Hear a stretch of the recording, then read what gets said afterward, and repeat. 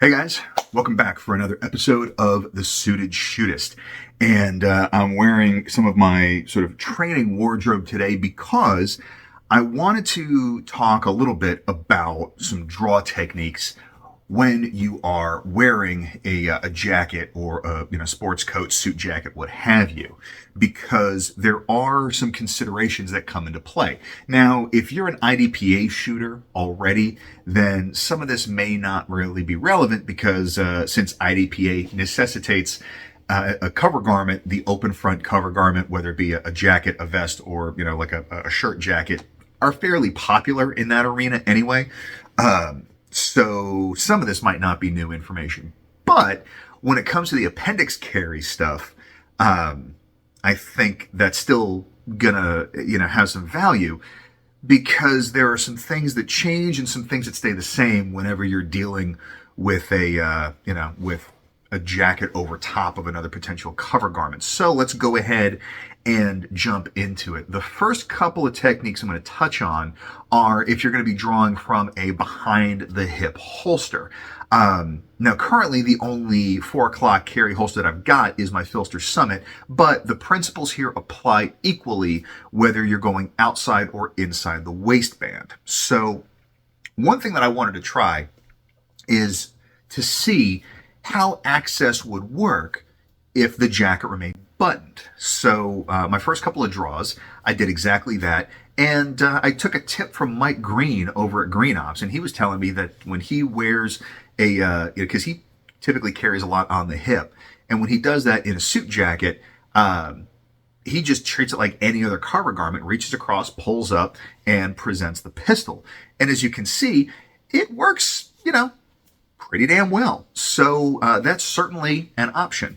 Now, if the jacket is unbuttoned, this is going to be the much more sort of common IDPA style draw, where you make a claw out of your fingers, all cupped together from center line, rake it across to clear the jacket, and then come down over top of the pistol. Again, works just fine. And it's just a matter of whether or not the jacket is buttoned or not. Now, I chose this jacket for 2 reasons. Number one, as you can see, it doesn't fit me particularly well anymore after I lost a bunch of weight. But I decided to keep it so I could do stuff like this without tearing up my nice clothing. The other thing is that this jacket is unvented. So it's going to be a little bit less forgiving than one that has either a single vent down the back or the 2 vents on the sides. Because it's one loop of fabric, so it's not going to give quite the same. Thankfully, I didn't run into any issues. Another draw method, and honestly, this one was more of a reholster method. I've seen it a couple of different places. I don't know its origin, and honestly, if I'm being truthful, I don't really understand the motivation behind it, but I've seen a couple people do it, so I decided to try it myself, where instead of using your strong hand to clear your cover garment and access the pistol, what you're doing is with your support hand, you're reaching behind you to gather the jacket material, pull it off to the side to then give you access to the handgun. I don't see it working any better than a just much less awkward method. If you know more about why this is a thing, I want to hear about that down in the comments, because it's not something I'm familiar with.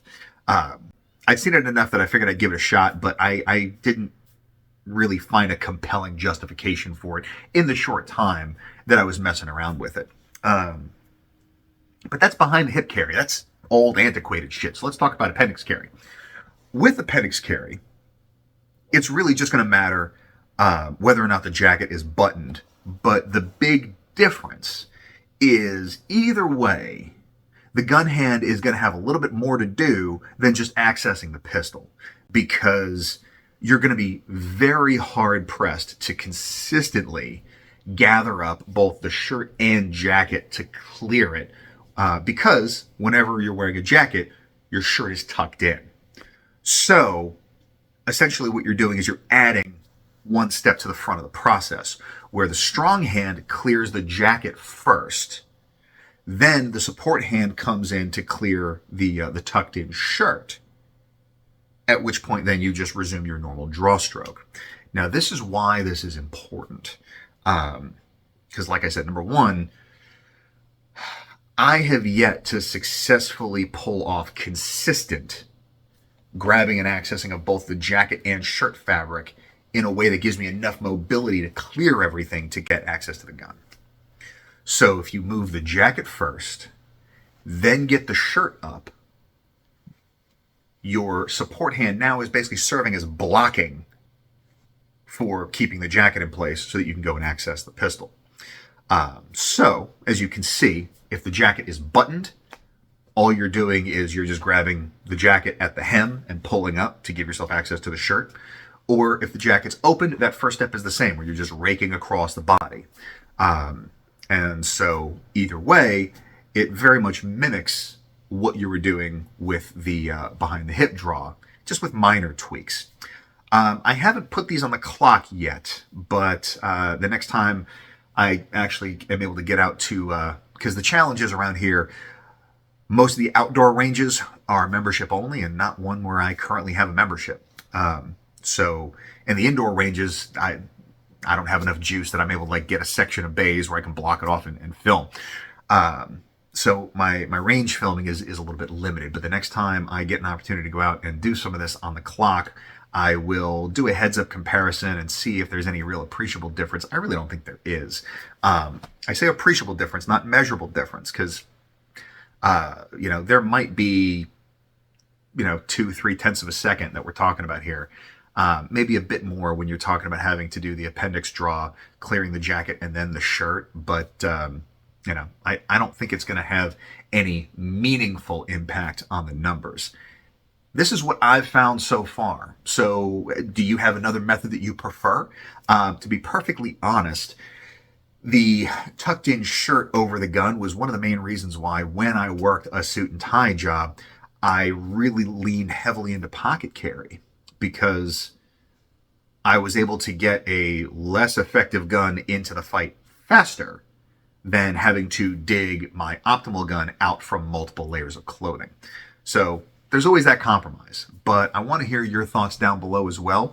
Let me know. And other than that, hope everybody has a fantastic week. Stay dangerous and stay sharp.